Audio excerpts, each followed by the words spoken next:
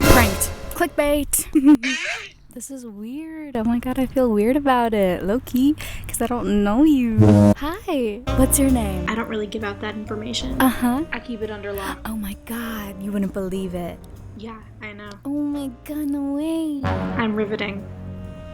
Oh, 3 kids? Wow. A dog? Wow. What's your favorite color? Yeah? Oh my god. You know what? These questions might not get you a second date, but they sure as hell are gonna get you answers. So let's go. This hot balls. Got the trusty notepad in tow. Let's get down to the bottom of this. Okay. So say you're on a date, okay? The questions that you're asking, I don't think need to be the, what's your favorite color? How many siblings do you have?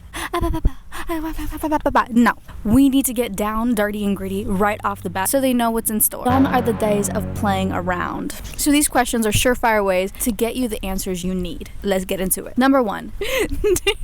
Do you like children? And how many would you like to have with me?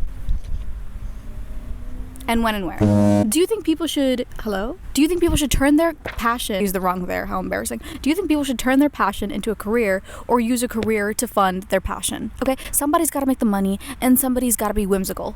And I can't do both. What's the biggest risk you would take and why? Would you quit your job and start van life? Would you move to another country? Would you take a different route to work in the morning? Be honest with yourself, Bradley.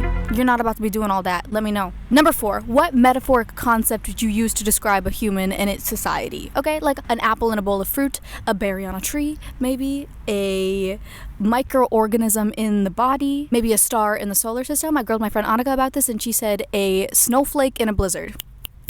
Immediate pass. She's gonna have my babies. You gotta make sure somebody's analogy game is up to point. It's crucial. How are people supposed to match your literary genius if they cannot construct a simple analogy? Know your worth. If you had a child with me, would you rather them be smart or kind? Some people say smart, some people say kind. It really tells you what kind of person that person is. 6, what do you believe in? And I know it's not nothing. Is it God? Is it chaos of the universe? Or is it truly nothing? You don't have to agree with me, but I would like to know. 7, where do we go after we die? And are you coming with me? You know what? Some people say these questions are unrealistic or, will serve you no purpose in today's dating game. I beg to differ. What are we doing if we're not sleuthing people's true intentions, What's the point? 8, because America is such a young country, and I say America because I live in America, and it is rather applicable to America only, but because America is such a young country, it's often referred to as an experiment. Do you think the American experiment has failed or succeeded? This one is related to politics, but it is not so entrenched in the bipolar sides that it's going to create an automatic drift. This is mostly to gauge what type of politics people find helpful and what they find unhelpful, which is more to the root of the moral matter than the bipolar sides of politics. 9, what would make you think lesser of a person? And be harshly honest with yourself and prompt them to be too, because obviously you're going to do this and obviously you're going to follow steps 1 through 12 to a T. But genuinely, what would make you think lesser of a person? Is it a lack of empathy? Is it a lack of self-awareness, a lack of ambition, a lack of goals? Is it a certain energy that you find repulsive? Either they're too hyper or they're too chill. What about it? Ask them would make you think lesser of a person. It's not the same as what's your type, what's not your type. It's what truly makes you pinch your nose and turn away when you're interacting with somebody new. Do you believe in soulmate? The sun's actually roasting me. If I stay here, will I cook?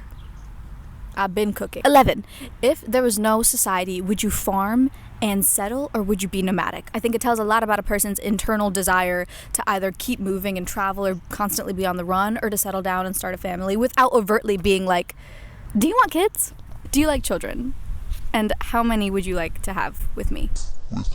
12, if you could rewrite a holy scripture, the Bhagavad Gita, Torah, Quran, Bible, whatever it may be, what would be your passage number 1? What is the first principle of life that you think is so integral to Integral.